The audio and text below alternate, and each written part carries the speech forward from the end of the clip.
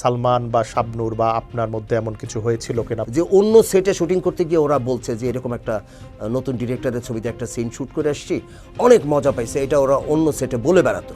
এই ছবির পরবর্তীতে শিডিউল নিয়ে সালমান শাহ আপনাকে একটি কথা বলেছিল। আমি যে অ্যাক্টিং করব, আমাকে সেরকম গল্প, সেরকম গান, সেরকম ভালো আইডিয়া আমাকে প্রেজেন্ট করবে হচ্ছে ডিরেক্টর, এবং এটা ভালো ডিরেক্টর ছাড়া সম্ভব না।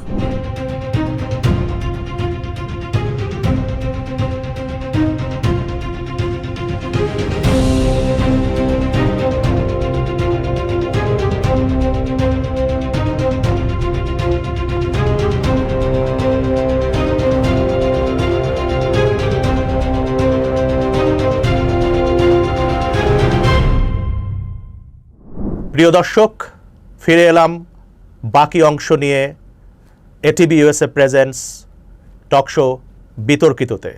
আপনারা যারা সঙ্গে ছিলেন তারা জানেন যে আমরা কথা বলছিলাম বাংলা চলচ্চিত্রের কিংবদন্তি জাকির হোসেন রাজুকে নিয়ে। চলুন কথা বলি জাকির হোসেন রাজুর সঙ্গে। যেহেতু ওই সময় চলচ্চিত্র জগতে জাকির হোসেন রাজু তিনি একজন নির্মাতা হিসাবে প্রতিষ্ঠিত হচ্ছেন এবং এরকম একটি ঘটনা ঘটছে। আমরা যারা বাইরের সাধারণ মানুষ ছিলাম তারা একভাবে, নিউজ পেপার বা টেলিভিশন তো একটাই ছিল, সেখান থেকে আমরা যতটুকু জানতে পারছি, নিশ্চয়ই তার চেয়ে বেশি জানতেন যারা সরাসরি চলচ্চিত্রের সাথে জড়িত ছিলেন, সরাসরি যারা সালমান শাহকে নিয়ে কাজ করেছেন। আমি জানি না রাজু ভাই কতটুকু বলবেন ক্যামেরার সামনে, তবু এই প্রশ্ন চলে আসতেই পারে যে সালমান শাহকে যে আমরা হারালাম, সেটা আত্মহত্যা বা হত্যা যেটাই হোক, রাজু ভাই আসলে কতটুকু জানেন? না, এই ব্যাপারে আমি জানি না, আর এই ব্যাপারে আমি মন্তব্য করতেও চাই না। কিন্তু ওই সময় তো অভিযোগ উঠেছে, এটা নিয়ে মামলা হয়েছে, এটা নিয়ে এখন পর্যন্ত নতুন করে আবার এটা হচ্ছে, এবং সালমান ভক্তরা এখনও মনে করে সালমানকে হত্যা করা হয়েছে। হ্যাঁ, সালমানের মাও সেটা মনে করে, সালমানের ভক্তরাও তাই মনে করে। কিন্তু আমি তো তদন্তকারী না, আমি তাদের এই ঘটনার কোনো কিছুর সঙ্গে আমার কোনো সংযোগ ছিল না। অতএব আমি না জেনে না বুঝে আমি কোন দিকে মত দেব? আমাদের একটা চলচ্চিত্র পরিচালকদের প্রতিনিধিত্ব করার জন্য একটি সংগঠন রয়েছে, চলচ্চিত্র পরিচালক সমিতি, যেখানে এখনও আপনি একটি নেতৃত্ব পর্যায়ে আছেন, নির্বাচিত হয়েছেন। তো তখন কি আমাদের পরিচালক সমিতি ছিল, এবং তারা থাকলে তারা কি কোনো এই বিষয়ে কোনো ভূমিকা নিয়েছে? না, এইটা তো আসলে পরিচালক সমিতি নিতে পারে না। প্রথমত হইল যে পরিচালক সমিতিটা হচ্ছে তার নিজের সদস্যদের ভালো মন্দ দেখার জন্যে, হ্যাঁ, এবং সেখানে কেউ ভিকটিম হলে তার পাশে দাঁড়ানো হচ্ছে ডিউটি। তো সালমান শাহ তো পরিচালক সমিতির সদস্য না। হ্যাঁ, তারা মর্মাহত, তারা শোকাহত, কিন্তু তারা তার ব্যাপারে ভূমিকা নিতে পারার কথা না, নেওয়া উচিতও ছিল না। বরং তার ব্যাপারে ভূমিকা নিতে পারত শিল্পী সমিতি। শিল্পী সমিতি সালমানের পক্ষে। হ্যাঁ, এখন সালমান মারা যাবার পরে পক্ষ কিন্তু দুটো হয়ে গেছে। একটা হচ্ছে সালমানের মা বা সালমানের পরিবার, সালমানের ভক্তরা, আর একদিকে হচ্ছে যারা এই ঘটনার সঙ্গে যুক্ত, মানে যে ক্লেম উঠেছে যে হত্যা করা, যদি সত্য হয়ে থাকে তাহলে দুই পক্ষ। তো মানুষ কোন পক্ষে দাঁড়াবে? সালমান জীবিত থাকা অবস্থায় সালমানের কোনো সমস্যা হলে পরে শিল্পী সমিতি তার পাশে দাঁড়াতো, কিন্তু যার পাশে দাঁড়াতো সেই নাই। এখন এই যে পক্ষ বিপক্ষ, তারা কোন পক্ষে যাবে? তো যে কারণে এইটা আইনি ব্যাপার, আইনের লোকরাই সেটাকে তদন্ত করেছে। আবার ভবিষ্যতে তদন্ত করার প্রয়োজন হলে তারাই করবে, রাষ্ট্রই করবে, এবং সেই ব্যাপারে আমাদের কোনো মন্তব্য না করাই ভালো। সুন্দর। সেক্ষেত্রে এই যে বাংলা চলচ্চিত্রের এত বড় একটা ক্ষতি, এত বড় একটা শূন্যতা তৈরি হলো, এখন যে এই মামলাটি এত বছর পরে হত্যা মামলা হিসেবে আমরা জানি যে আবার নতুনভাবে শুরু হচ্ছে, এই বিষয়ে আপনার মন্তব্য কি? না, আমি এই বিষয়ে কোনো মন্তব্য করতে চাই না। এটা আইনি ব্যাপার। সালমানের যারা ভক্ত, আমরা যারা ভক্ত, বা সালমানের পরিবার, হ্যাঁ, তাদের তো এই বেদনা কোনো দিন যাবে না। হ্যাঁ, কোনো দিন যাবে না। তারা যেহেতু মনে করছে যে সালমানকে হত্যা করা হয়েছে, তো তারা তো আজীবন, তাদের যতদিন নিঃশ্বাস আছে ততদিন তারা ফাইট করবে। হ্যাঁ, তো আমরা তো আগাম মন্তব্য করতে পারি না। আমরা সহমর্মিতা জানাই সালমানের পরিবারের প্রতি এবং হচ্ছে সালমানের ভক্তদের প্রতি, আমরাও মর্মাহত, ব্যথিত, কিন্তু আমরা তো মন্তব্য করতে পারি না। নিশ্চয়ই আপনি মূল ঘটনা কি হয়েছিল না সঠিক হয়েছে তদন্ত এবং সেটা- বিচার চান হ্যাঁ, যদি অবশ্যই সেটা হয়ে অবশ্যই থাকে। যদি এটা হত্যার ঘটনা হয়ে থাকে তাহলে অবশ্যই সেটা তদন্তের মাধ্যমে বেরিয়ে আসুক এবং সুষ্ঠু তদন্ত হোক এবং বিচার হোক সুষ্ঠুভাবে। প্রিয় দর্শক, এবার আরেকটি চমক নিয়ে আসছি। সেটা হচ্ছে যে এর ঠিক পরের বছরই আরেকটি ছবি পরিচালনা করলেন জাকির হোসেন রাজু এবং বাংলা চলচ্চিত্রের একজন জনপ্রিয় নায়িকার অভিষেক হলো তার সেই কাজের মাধ্যমে। ধারণা করতে পারেন কে সেই নায়িকা? চলুন আমরা শুনি জাকির হোসেন রাজুর মুখেই তার পরের চলচ্চিত্র এ জীবন তোমার আমার নিয়ে। রাজু ভাই, এ জীবন তোমার আমার এবং আপনি কোন নায়িকাকে চলচ্চিত্রে অভিষেক করিয়ে দিলেন সেটা একটু দর্শকদের বলেন। সেটা জাতি জানে, চলচ্চিত্রের যারা ভক্ত অনুরাগী, যারা চলচ্চিত্রের সম্পর্কে খোঁজখবর রাখে তারা সবাই জানে। এবং সেই নায়িকাটির নাম হচ্ছে পূর্ণিমা। আর পূর্ণিমাকে এখনও বলা হয় যে 3 প্রজন্মের ক্রাশ। হ্যাঁ, তো অনেক ভালো মানুষ, সব শ্রেণী মানুষ পূর্ণিমাকে পছন্দ করে। সে যাই হোক, ওই দ্বিতীয় ছবিতে নতুন নায়িকা, এটার পেছনে একটা ঘটনা আছে। তো সেই ঘটনা বিস্তারিত আমি বলতে চাই না, বলতে গেলে পরে কারো না কারো সম্পর্কে বদনাম এসে যাবে। হ্যাঁ, সেটা বলতে চাই না। আমি সিদ্ধান্ত নিয়েছিলাম কোনো একটা কারণে যে আমি নতুন নায়িকা নিব। আচ্ছা, হ্যাঁ, এবং মানে আপনি সালমান শাহ তো মারা গেলেন, থাকলো শাবনূর, কিন্তু আপনি পরের বছরেই চলে গেলেন নায়ক রিয়াজ ও পূর্ণিমাকে নিয়ে কাজ করতে। রিয়াজও বোধহয় তখন নতুন এসেছেন, হ্যাঁ। এলেন, এবং পূর্ণিমাকে নিয়ে আপনি কাজ করলেন। তো এই যে আপনি বলতে চান না, না বললে যেটা হয় যে এটা আমরা আর কেউই জানতে পারলাম না। না, কোনো একটা ঘটনার প্রেক্ষিতে এখন মনে করো যে আমি তোমার উপরে একটু অভিমান করেছি বা রাগ করেছি, যে আশরাফ শিশির কাছ থেকে আমি যে আশা করি, আশরাফ শিশির যে আচরণ করেছে আমার সঙ্গে বা যে এরকম একটা কথা বলেছে, এটা আশরাফ শিশিরের বলা ঠিক হয়নি। অথবা আশরাফ শিশির তার অ্যাঙ্গেলে ঠিক আছে, আমি হয়তো তাকে, হ্যাঁ, আমার মনে যে কোনো কারণে অভিমান জন্ম নিয়েছে। হ্যাঁ, যেভাবেই হোক আমি সিদ্ধান্ত নিলাম যে আমি নতুন নায়িকা নিয়ে ছবি বানাবো। প্রিয় দর্শক, অনেক তো কথা হচ্ছে, কিন্তু একটু বিজ্ঞাপন বিরতিতে যেতেই হচ্ছে আমাদের। ফিরে আসছি শীঘ্রই।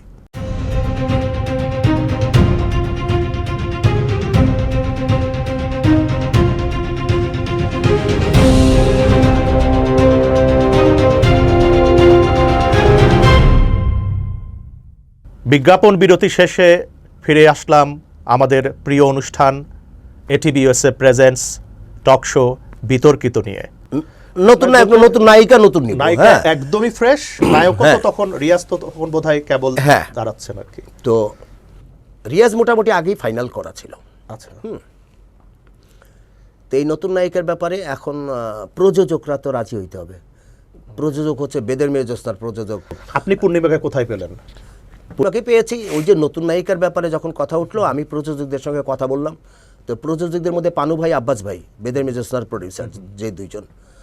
আব্বাস ভাই জানতে ছিলেন কী হয়েছে, আমাকে সত্যি কথা বল। তো আব্বাস ভাইকে আমি কথাটা বললাম, কারণ আব্বাস ভাই আমার অভিভাবক, আমার পিতার মতো, উনিও আমাকে সন্তানের মতো আদর করতেন।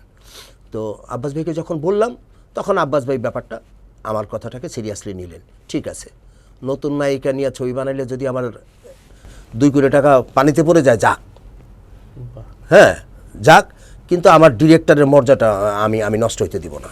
হ্যাঁ, এরকম প্রযোজক পাওয়া কিন্তু পাওয়া কঠিন। হ্যাঁ, বললাম তো, আব্বাস ভাই আমাকে সন্তানের মতো আদর করতেন। তো পরে আব্বাস ভাই যখন সিদ্ধান্ত দিলেন, এখন নতুন মেয়ে খোঁজো। এই খুঁজতে খুঁজতে খুঁজতে খুঁজতে আমরা অনেক মেয়ে দেখলাম। হ্যাঁ, এর মধ্যে একজন সাংবাদিক বললেন যে একটা অল্প বয়সের মেয়ে আছে, বয়সটা একটু অল্প কিন্তু লম্বা টম্বা আছে, দেখতে পারেন। সাংবাদিকের নাম হচ্ছে শামীম। তো তার ইনফরমেশন অনুযায়ী আমরা দেখতে গেলাম। পূর্ণিমা তখন থাকে হচ্ছে এই যে হাতিরপুল বাজারের পশ্চিম পাশে একটা বাড়িতে। পূর্ণিমার মা, আর ওর বড় বোনটার তখন বিয়ে হয়ে গেছে। তো পরে আমরা দেখতে গেলাম, দেখতে গিয়ে আমি পূর্ণিমাকে সিলেক্ট করলাম। তারপরে পূর্ণিমাকে রিয়াজের সঙ্গে স্টিল ছবি তুলেছি নানান জায়গায়, যে কীরকম মানাবে বা দেখতে কেমন লাগবে দুজনকে পাশাপাশি।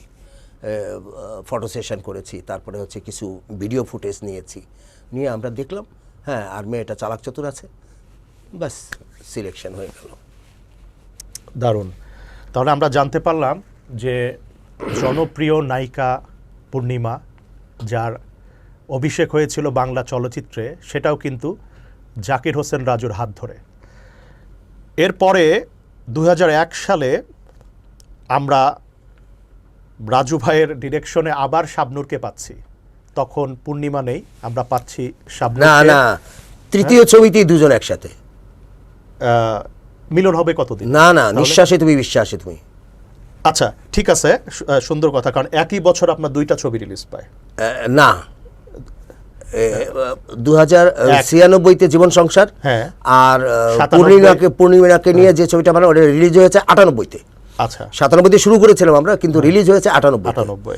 তারপরে তৃতীয় ছবি যে নিঃশ্বাসে তুমি বিশ্বাসে তুমি, সেই ছবিতে শাবনূর এবং পূর্ণিমাকে আবার আমি একসাথে করলাম। শাবনূর এবং রিয়াজকে, শাবনূর, পূর্ণিমা, রিয়াজ, ত্রিভুজ প্রেমের ছবি, তিনজন। আচ্ছা, সো পূর্ণিমা রিয়াজ থাকলো, তাদের নিয়ে আপনি কাজ করছেন, আবার শাবনূর এসে ইন করলো। হ্যাঁ, ইন করলো আপনার নিঃশ্বাসে তুমি বিশ্বাসে তুমি। আর তাহলে মিলন হবে কতদিনে এই ছবিটা কি তার পরের বছর? তারপরের বছরও না, ওইটা হলো 2002-এরই মুক্তি পেয়েছে ছবি। আর 2000 সালে মুক্তি পেয়েছে নিঃশ্বাসে তুমি বিশ্বাসে তুমি।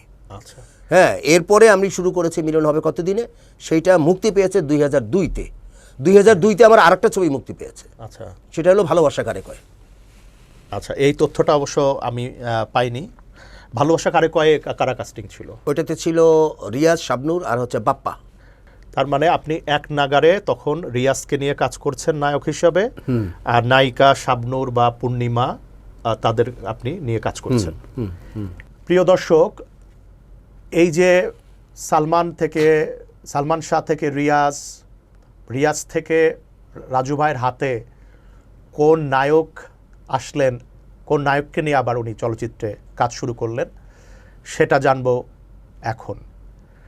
2007 সালে ছবি স্বামীর সংসার, যেখানে আমরা পেলাম শাকিব খান এবং অপু বিশ্বাস জুটিকে জাকির হোসেন রাজুর চলচ্চিত্রে।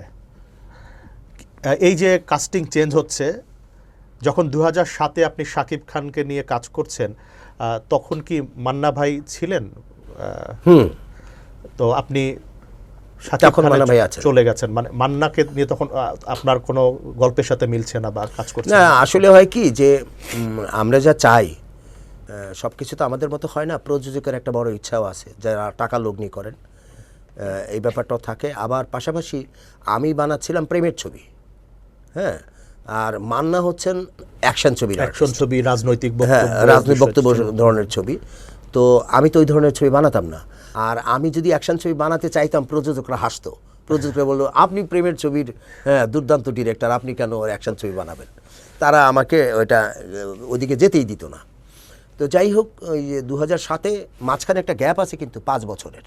আচ্ছা, এই 5 বছর আপনি ছবি বানালেন? এই 5 বছর আমি ছবি বানাইনি, কারণ এই 5 বছরে বাংলাদেশে অশ্লীলতায় ভরে গিয়েছিল, হ্যাঁ। এবং সেই সময়ে কোনো সামাজিক ছবি তৈরি হতো না, কারণ সিনেমা হলে কোনো মহিলা দর্শক ছিল না, এবং হচ্ছে যে ভদ্র, ওই যে মধ্যবিত্ত শ্রেণী যেটা, এটা সিনেমা হল থেকে বেরিয়ে গেছে, মহিলারা বেরিয়ে গেছে। তখন ওই যে অশ্লীলতায় একদম ছেয়ে গেল। কিন্তু আপনি তাদের কারো নাম বলবেন না, নির্মাতার নামও বলবেন না, প্রযোজকের নামও বলবেন না, অভিনেতা অভিনেত্রীদের নামও বলবেন। প্রিয় দর্শক, অনেক তো কথা হচ্ছে, কিন্তু একটু বিজ্ঞাপন বিরতিতে যেতেই হচ্ছে আমাদের। ফিরে আসছি শীঘ্রই।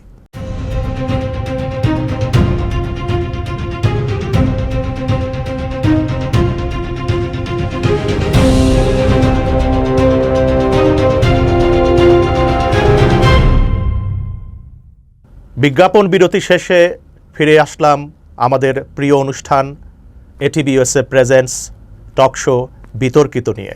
বলতে হয় কি যে এটা শত্রুতা তৈরি করা, কারণ আমরা দেখেছি যারা ওই সময় অশ্লীল, আমরা তখন আন্দোলন করেছি, শহীদুল ইসলাম খোকনের নেতৃত্বে আমরা তখন অশ্লীলতার বিরুদ্ধে ব্যাপক আন্দোলন হয়েছে, হ্যাঁ। কিন্তু তখনকার অনেক কাস্টিং কিন্তু এখন অন্যভাবে বলে যে আমরা অশ্লীল ছবি করি নেই, বা তারা পরিচালককে সরাসরি দায়ী করে, প্রযোজককে দায়ী করে এবং বলে যে আমরা অশ্লীল ছবি করিনি, তখন হয় কি, এই যে নামগুলো যখন আমরা প্রকাশ করি না, বলি না, তখন ইতিহাসের অন্তরালেই থেকে যায়। এবং এত বড় একটা অপরাধ, একটা সেক্টর, না না, এটা তো এটা দর্শক জানে, দর্শক জানে, প্রযোজক জানে, প্রশাসন জানে, জানে তো কারা কারা কি ছবি বানিয়েছে, কারা ওই সব ছবিতে, সেগুলো এখনো আছে, সেই ছবিগুলো তো হারিয়ে যায় না, ছবিগুলো তো আছে বাজার ইয়াতে, ইউটিউবে পাওয়া যায়, সবই আছে, এটা তো নাম না বলার কিছু নাই। কারা কারা অশ্লীল সিনেমায় অভিনয় করেছে, কারা প্রযোজনা করেছে, কারা ডিরেকশন দিয়েছে, এগুলো তো সব তো চেনা জানা। হ্যাঁ, ঠিক ওই সময়েই একটা শ্রেণী যারা সম্পূর্ণভাবে হল থেকে সরে গেল, এবং আমি একটা সাক্ষী, আমি একটা ছোট মফস্বলে বড় হয়েছি, আমার বাবা মা দুইজনই সরকারি চাকরি করতেন এবং তারা নিয়মিত চলচ্চিত্র দেখতে যেতেন সিনেমা হলে। কিন্তু ওই যে যুগটার এলো, সেই যুগ থেকে তো ওই শ্রেণীটা একদম হল বিমুক্ত হলোই, তারা চাইতো না যে তাদের সন্তানরাও সিনেমা হলে গিয়ে সিনেমা দেখুক। এর কারণ আছে আশরাফ, কারণটা হচ্ছে যে তখনকার সিনেমা সব শ্রেণীর দর্শক দেখতেন, 3 জেনারেশন একসাথে দেখতেন, বসে একসাথে হলে দেখা যেত। এবং সিনেমার প্রত্যেকটা সিনেমার মধ্যে একটা বক্তব্য ছিল, সামাজিক বক্তব্য ছিল, সামাজিক শিক্ষাও ছিল, এবং সিনেমার সংলাপ নিয়ে ড্রয়িং রুমেও কথা হতো। হ্যাঁ, কিন্তু অশ্লীলতা ঢুকে পড়ার পরে তখন তো ভদ্রলোকরা তাদের পক্ষে, আর হচ্ছে যে একটা সিনেমার নাম এত সুন্দর, ছবি দেখতে গিয়ে মহিলারা লজ্জা পেয়েছেন, লজ্জা পেয়ে তারা প্রতিক্রিয়া করেছেন, আর সিনেমা হলে আসবো না। এইসব কারণে এই যে ভদ্রলোকরা আর হচ্ছে মহিলা দর্শক সিনেমা হল পরিত্যাগ করেছিল। তো এইটা যখন 2006-07 যখন ওই যে তত্ত্বাবধায়ক 111-এর পরে যে হ্যাঁ সাথে সরকার আসলো, ওই যে ফখরুদ্দিন মঈনুদ্দিনের সরকার, কেয়ারটেকার গভর্নমেন্ট, আর অশ্লীলতার বিরুদ্ধে আন্দোলন আগে থেকেই চলছিল, তখন একটা ওই যে প্রশাসনকে সংযুক্ত করলে এটার সাথে একটা টাস্ক ফোর্সও গঠিত হয়েছিল, এবং টাস্ক ফোর্সের মাধ্যমে ওই যে ভিডিও পাইরেসি যারা করতো, অশ্লীল ছবি যারা করতো, এদের বিরুদ্ধে তুমুল একটা ব্যবস্থা নেওয়া হচ্ছিল। তখন সমস্ত প্রযোজক তাদের ঘরে যত অশ্লীল ছবি টবি ছিল সব সরিয়ে টরিয়ে সবাই পবিত্র হয়ে গেল। হ্যাঁ, এরপর থেকে ট্রেন্ড শুরু হলো আবার ভালো ছবি বানানোর। হ্যাঁ, তো তখনই আমার কাছে ওই একজন প্রযোজক আসলেন, আবুল কালাম নামে, তারা আমাকে খুঁজে বের করেছে যে ভালো ছবি বানাইলে রাজু ভাইকে লাগবে। খুঁজে বের করে আমাকে নিল এবং আমাকে ছবি বানানোর কথা বলল। In the meantime Shakib Khan আমার ছবিতে এসছে, কারণ প্রযোজকের চাহিদা অনুযায়ী, কারণ শাকিব এর আগে ওই যে কোটি টাকার কাবিন, হ্যাঁ, চাচ্চু, দাদিমা, কয়েকটা ছবি সুপার টুপার হিট হয়েছে। হ্যাঁ, তো যদিও সেই গল্পগুলো অন্যের উপরে ছিল, কিন্তু ছবির জুটি ছিল শাকিব আর অপু, তো তারা জনপ্রিয় হচ্ছে, তখন প্রযোজক বলল যে এই জুটিটা নিয়ে আমি কাজ করতে চাই, আমি একটা সোশ্যাল ছবি বানাবো ভাই। একদম পরিষ্কার, এই প্রডিউসারটা পরিষ্কার কথা বলে, বলছে আমি প্রেমের ছবি না, আমি বানাবো সোশ্যাল ছবি, সামাজিক ছবি, আমাকে এই জুটি নিয়ে একটা সামাজিক ছবি। তখন আমরা গল্প টল্প দেখলাম, আবদুল্লাহ জহির বাবু ছিল ওই গল্পকার, আর স্ক্রিন প্লে আমিই করেছি। স্বামীর সংসার, এই নামকরণটাও তাদেরই দেয়া। হ্যাঁ, এই সাকিব আর অপুকে নিয়ে কাজ শুরু হইলো আমার সাথে। কিন্তু ওই ছবিতে আর একটা বড় জুটি, সিনিয়র জুটি ছিলেন সোহেল রানা এবং ববিতা। এবং একই বছর কি মা আমার স্বর্গ রিলিজ পায়? ওই ছবি শেষ হওয়ার পরে না, ওই ছবি শেষ হওয়ার পরে মা আমার স্বর্গ শুরু করি আমরা। একই জুটি ঠিক না, মা আমার স্বর্গে আবার নায়িকা চেঞ্জ হয়েছে। মা আমার স্বর্গে সাকিবের সাথে নায়িকা এসছে পূর্ণিমা। আচ্ছা আচ্ছা, হ্যাঁ, এখানে আবার পূর্ণিমা চলে আসলো, এবং এরপরে আপনি করলেন মনে প্রাণে আছো তুমি। মনে প্রাণে আছো তুমি, এই ছবিটা কি চলেছিল? ওইটা সুপার বাম্পার হিট সিনেমা। আচ্ছা, এবং ওই ছবিতে একটা গান ছিল যে এক বিন্দু ভালোবাসা দাও আমি এক সিন্ধু হৃদয় দেবো। এইটা বাংলাদেশের একেবারে আনাচে কানাচে একেবারে গ্রাম পর্যায়ে পর্যন্ত, হ্যাঁ, ওই সাধারণ শ্রমিকদের হাতে মোবাইলে রিংটোন ছিল এটা। এটা আমি শুনেছি, কিন্তু দর্শকদের 4 লাইন না শোনালেই নয়। না আমি না শুনি, না গান তো আমি গাইতে পারি না ভাই, কেন আমাকে দিয়ে? আরে আপনার কাছে তো এই গানটা কার লেখা? এই গানটা হচ্ছে আমাদের মনিরুজ্জামান মনিরের লেখা। আচ্ছা, এই গানটা একটু 4 লাইন শুনি আপনার কাছে। এই গানটা আমাকে দিয়ে কেন ভাই এই গান গাওয়া? শুনি, কারণ হলো এই যে আমার মনে হচ্ছিল যে এই ছবিটার নাম আমি শুনি নাই, কিন্তু আসলে তো আপনি বললেন সুপার ডুপার, এবং গানটা শুনে আমার মনে হলো যে গানটা আমার শোনা। আচ্ছা, গানটা আমি 2 লাইন শোনাই। 2 লাইন জাস্ট। এক বিন্দু ভালোবাসা দাও, আমি এক সিন্ধু হৃদয় দেব। ব্যাস, আমি আর ওই উপরে যাইতে সুন্দর। পারবো না। আমরা হ্যাঁ, দর্শকরা নিশ্চয়ই বুঝতে পেরেছেন এই ছবিটার কথা। এবং এই যারা- ছবিটা ঈদে রিলিজ হয়েছিল 10টা ছবির সাথে। আচ্ছা, ঈদের 4-5-6 দিন আগে আমরা সার্টিফিকেট পেয়েছি, সেলর সার্টিফিকেট। প্রযোজক আমার মহিলা প্রযোজক, কিন্তু সে এমনই তেজস্বী, সেও ছবি ঈদেই রিলিজ করবে, তো হল পায়নি। ওই এইটা সেটা খুব খারাপ, কয়েকটা হলে ছবি রিলিজ করেছে। তো ওই বছর 9টা ছবি রিলিজ হয়েছিল ঈদে। ঈদে। আমরা প্রথম শুক্রবারে ছিলাম 9 নম্বরে সেলের দিক থেকে। তারপরে শনিবারে চলে এসছে 2-3-এর মধ্যে। রোববার থেকে টানা সব অল শোজ ফুল, এবং হলের সংখ্যা বাড়তে থাকলো। এরপর এমন হিট হওয়া হইলো ওই ছবিতে প্রযোজক এখনও আমাকে বলে, হ্যাঁ, যে ভাই আপনি আমার অফিসে এসে বসবেন, এটা আপনারই অফিস, আমি 2টা পয়সার মুখ দেখছি আপনার ওই 2 ছবি দিয়ে।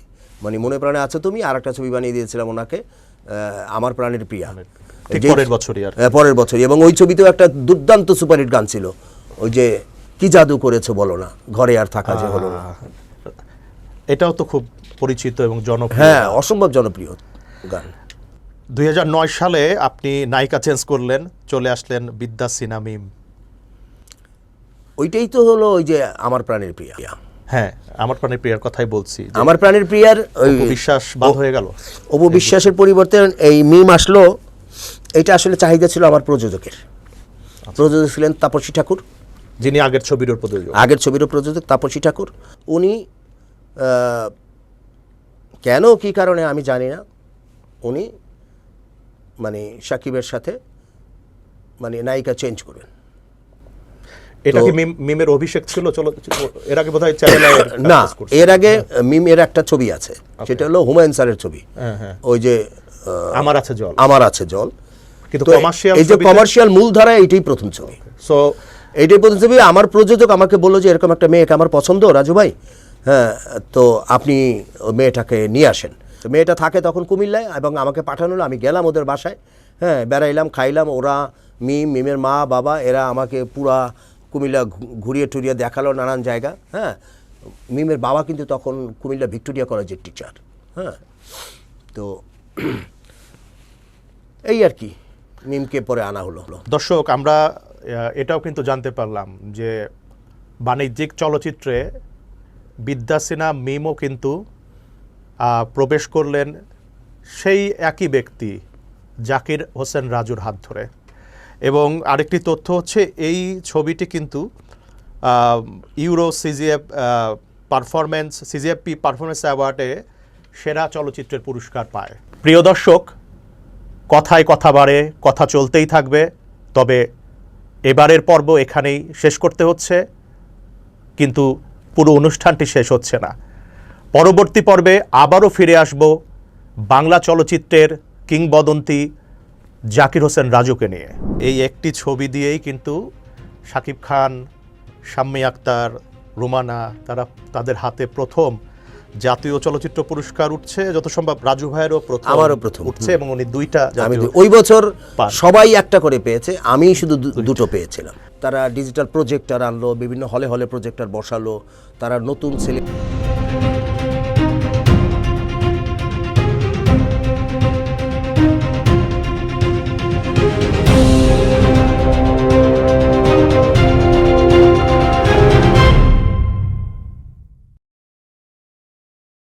ATV USA বিশ্বজুড়ে বাঙালিয়ানা।